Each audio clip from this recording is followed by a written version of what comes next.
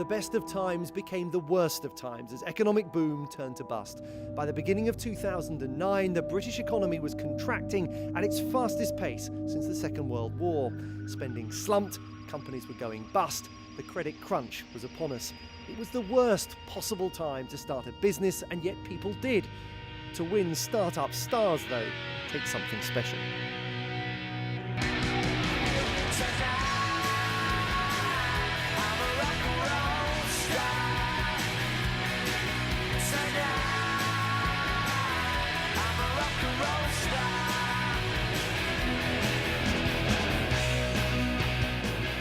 The business plan for Concert Live was simple and brilliant. Make recordings of live concerts and flog them to fans as they leave. In the last few years, Concert Live has worked with the likes of Keane, Elton John and Paolo Nutini. Now the boys, in true rock and roll style, have only just got back from LA where they spent the week with Johnny Rotten. What we want to know is, how has the business changed since you won 3 years ago?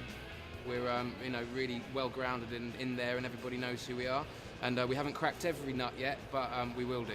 One time last year we were doing 4 concerts in 3 continents on one night. So things like that, times when you sort of step back and go, we're really going somewhere. So, this is it, the moment of truth, and all the action is on the 6th floor. The judges cannot be fooled. They know a startup star when they see one, and their track record is impeccable. Of the 10 finalists in the first competition back in 2001, 8 are still in business, and many of those continue to thrive. But there can be only one today. The winner takes all, and you can almost smell the fear.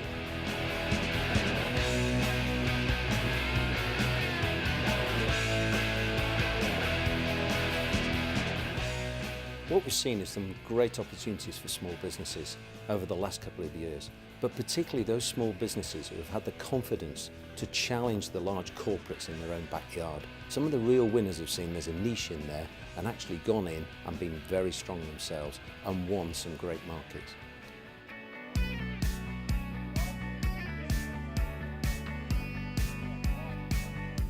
OVO Energy is a domestic energy supply business. We sell gas and electricity to homes up and down the country.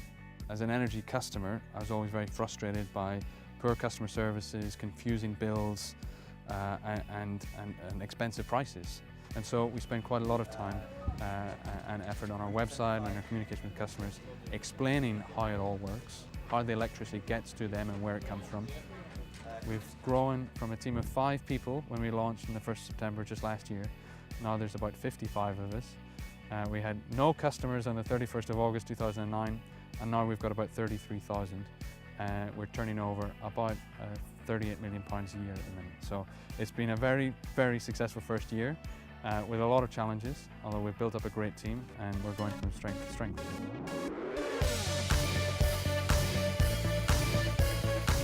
I remember the day very clearly. It was a nice afternoon, sort of stroke evening, and I was getting ready to go out, and I just felt that it was suddenly this light bulb moment that I needed to have a pair of foldable shoes that I could take with me. And at that time I just thought, this is such a cracking idea, why hasn't anyone done it? A pair of foldable portable ballerina pumps. The shoes fold out just like that, and you then slip into your Coca Roses.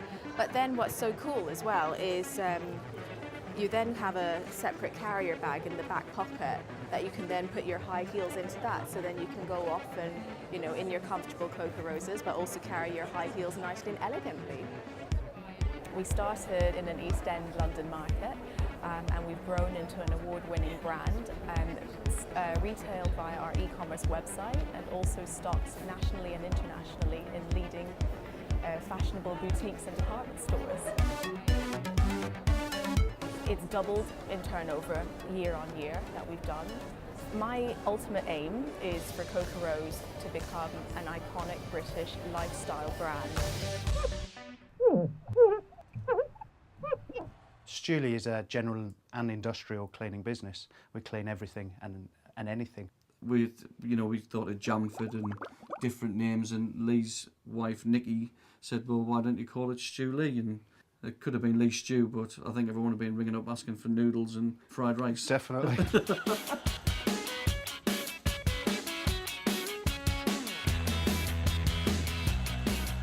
And we set a target of 6 months to build the business and be able to pay ourselves a wage every week. And that was the biggest challenge, and then it was being able to find new customers and evolve and make the business not just a window cleaning business, but a cleaning firm, a one-stop cleaning shop. The recession has meant that we've had to be smarter in what we do.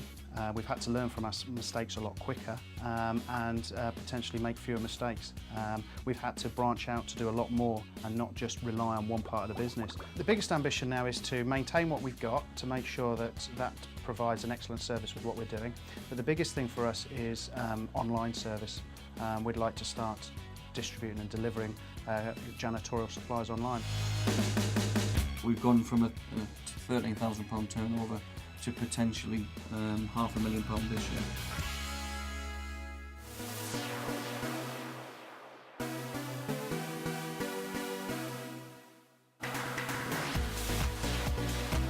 Mazuma is an accountancy firm with a bit of a difference. Basically, we focus on small businesses, so businesses typically with turnover of less than £500,000, and we don't ask our clients to do anything basically. No spreadsheets, no software, no fuss. All we ask them to do is to fill out one of these purple envelopes every month with all of their accountancy information. 5 working days, all the bookkeeping's done. They're uploaded onto a secure portal so you can see them straight away, and it's as simple as that. The first business advisor we ever went to see told us it would never work, that you couldn't change the accountancy industry, that it was traditional and stuffy for a reason. We decided he was wrong and we went ahead anyway. Hopefully I'll meet him again one day. We're looking at opportunities currently to go into the US, which will be really exciting if that happens, and to continue to grow the company and hopefully remain at the forefront of changing the accountancy industry for better.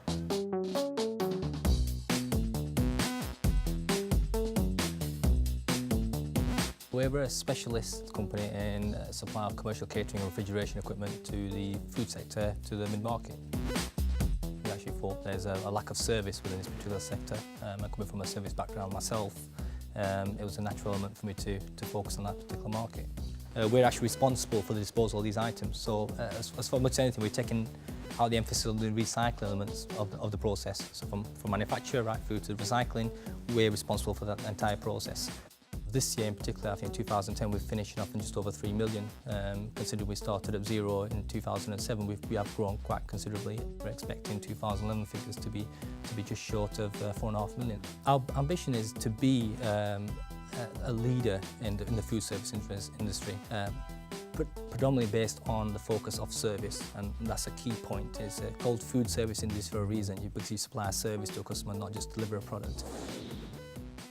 Incentive Media is a small marketing agency based in the heart of Glasgow. We offer a range of brand marketing services. I found myself back in Glasgow. I moved back for family reasons, and I thought I would breeze into a job. Unfortunately, there was no work for me of someone of my kind of seniority in the Glasgow marketplace. I analysed the marketplace thinking, well, why aren't there jobs for me here? Why are there no agencies that do what I do? And why is there no one providing the service that I know I can provide for my clients? So I thought, you know what, I'm going to do it myself. I know the retailers, I know the newspapers, and I know what the consumer likes. So let's join those together and start our own agency that provides that service. Year 1 was terrific, year 2 was fantastic. Year 3, I can't lie to you, year 3 is quite tough. I would say that the marketing industry is noticing the economic issues more now than it was last year. Well, that means you've just got to be a step ahead of the game and a step ahead of your competitors. And I just think with the services that we now offer, I feel very confident for the future, but I'm always looking for new business, and I'll never deny that. Always looking for an opportunity.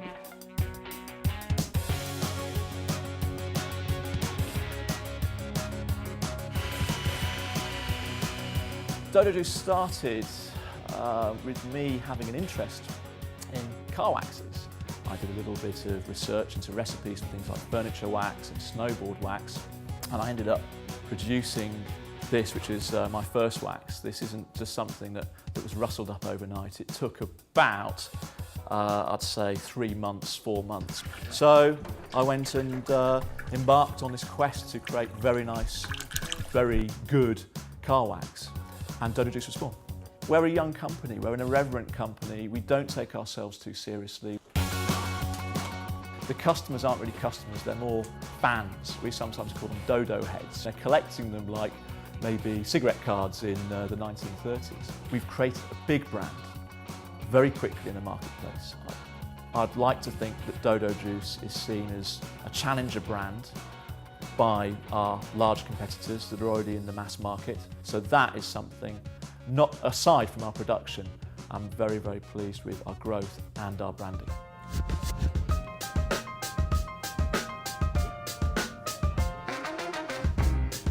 We're a wholesale jewellery business, so we supply jewellery. We've got two main routes to market.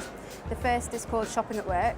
Our second market is supplying into independent retail shops. This pendant here is one of our best sellers. Obviously quite simple and elegant. Well, the idea for spangles came from a holiday to Tobago actually. I went to a small craft fair and I noticed that jewellery by far was outselling every other product at the market. So my husband and I used all of our savings to set the company up. So our second year, which we've just completed, our second financial year, we turned over almost double that of the first year, and we're looking at probably a 20% increase in the next year coming as well. I hope it does inspire other people. Don't think that just because of the current economic climate, it doesn't mean that you can't be successful. You can still run a successful business. At Table 19, we're a marketing communications agency, but we try and do it a little bit different to everyone else in terms of we look at for the customer's perspective as opposed to just the client's objectives. So rather than just thinking about I've got this many things to sell and I need a big pool of people to go and sell them to, we start at the other end where we go, here's your customer base, this is their motivations, this is where they are in their life cycle, this is what they are looking for from a mobile phone, or this is what they're looking for from an entertainment channel. At the end of our first year, we were turning over just over £1 million. Last year, we grew by more than 100% and we turned over about £2.5 million. We're now on target to achieve somewhere between £3.5 million and £4 million at the end of this year. The name came from a need to have a name, and we were out for lunch in a restaurant in Richmond where we first established, and it was the table of the restaurant that we were sitting at. So that's kind of how Table 19 was born.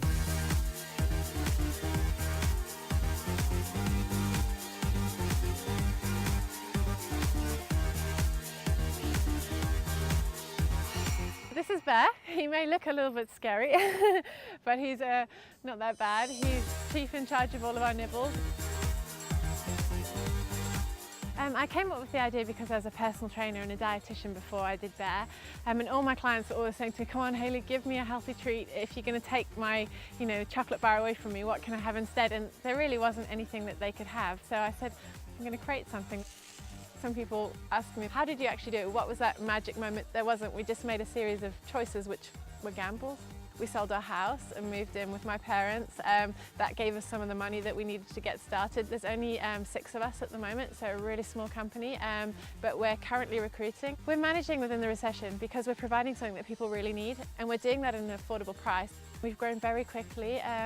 The company has a turnover of just over 2 million, which is ahead of our current business plan. We're in a lot of the main supermarkets now. We've got our sights set on others, but mainly we'd love to become the nation's favourite healthy snack.